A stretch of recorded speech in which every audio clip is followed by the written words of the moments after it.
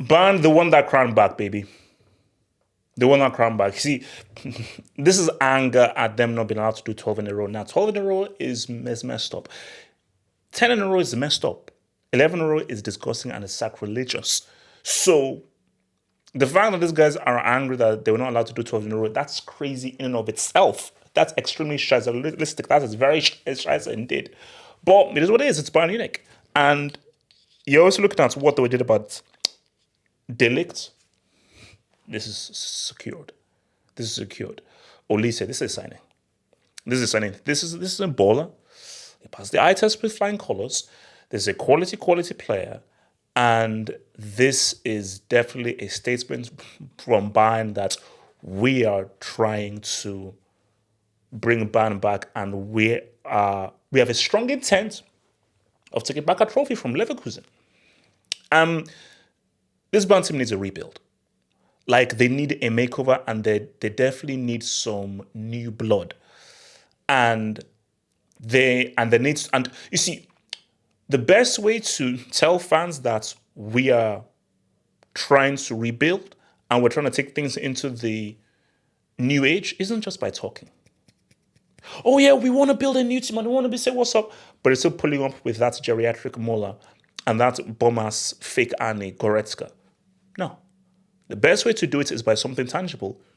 Show me these new players that shows the intent that you're trying to take Bayern into a new and you're trying to rebuild. Don't just say rebuild, but you're pulling off a freaking piss bag merchant like Mola. No, say you want to rebuild and show us someone like an Olise, which they have done. This is a good signing. This is a great signing. And I think for someone like Olise, this is definitely something that he definitely wants. 100% that he definitely wants this. So he's commented as well.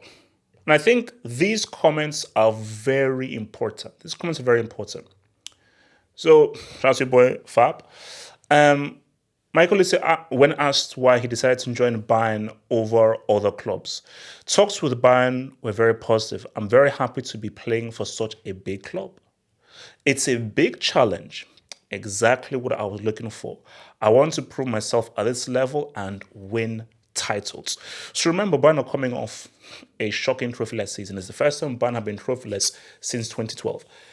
So Olise isn't here to be like, okay, no, it's a rebuild and everything. No, he's here. No. We are taking Bayern back. So DFB Pokal, UCL, Bundesliga, I'm here to win a trophy. I'm here to get a Dubinsky. I'm here to get the job. So his intent is real. And this is just a reality that everyone has to accept is he was never staying at Palace. So you know how you have like the big six teams. But then there are players that you like that are out of those big six teams. So remember, like back in the day, you have your big guys. But outside of those big teams, there's a team called Sheffield Wednesday. And they had these players called Benito Carbone and Paulo Di Canio. Sheffield Wednesday were like mid-table merchants. But we looked forward to watching those guys based just how good they were as individuals, even if they never even sniffed top four. I remember Middlesbrough, they were fighting relegation. So you were thinking to yourself, like, who's going to watch a relegation-threatening team? We did, because of Juninho and Ravanelli. And Juninho and Ravanelli said, what's up for Middlesbrough, and they were quality. You can speak about Faustino Asprilla for Newcastle. You can speak about, obviously, Ginola for Tottenham, who were not really part of those top four teams.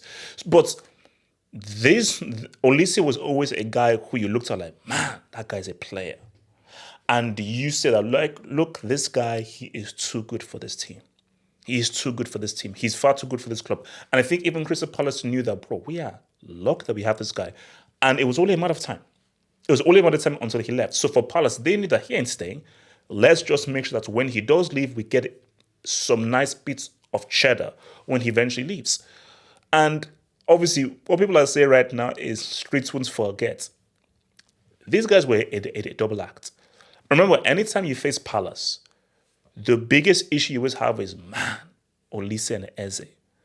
Just based on how they played, how good their close control was, their dribbling, their ability to now get away from space, their balance on the ball, how they were good in transitions, how they were good in breaking lines. they were always an issue. Ask Pep Guardiola. Like Pep, this is big Man City, big Manchester City.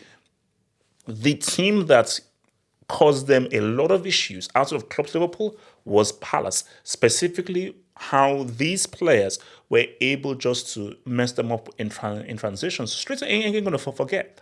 But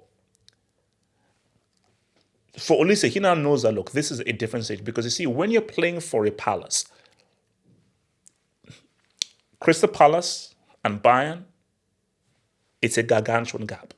A gargantuan gap. And Palace fans will tell you that, yeah, no, this is a whole other level. So for Olise, he now knows that there's now going to be greater scrutiny, greater pressure, and a greater need to perform. If you don't play well for Palace, okay, it's all right. I mean, yeah, fans will get on you, but if you don't play well for Bayern, oh my gosh, it now means a lot more. So, and that's what he said in his statement, that this is what he needed. If you're a player who truly wants to prove yourself as one of the best and one of the elites, you have to go to high pressure situations. You can never be viewed as an elite player if you stay in a small market where there's no high pressure, there's not a high demand. At Bayern Munich, specifically after the season they had, there's going to be a high demand, there's going to be high pressure, and Bayern fans will be expecting Olise to, from match one, hit that ground running. Especially hit that ground running. But I think beyond that, though, is, see, Bayern have been missing something. And I believe that they haven't replaced these two players, because when I saw them get Olise, it reminded me of these two players. I remember, this was what really got Bayern ticking. Bayern have not replaced these two guys. Now, let me be clear here. Koeman, Musiala, Olise, they are not on the level of these players. Could they reach this level? Potentially. But they are not yet at this level of these players.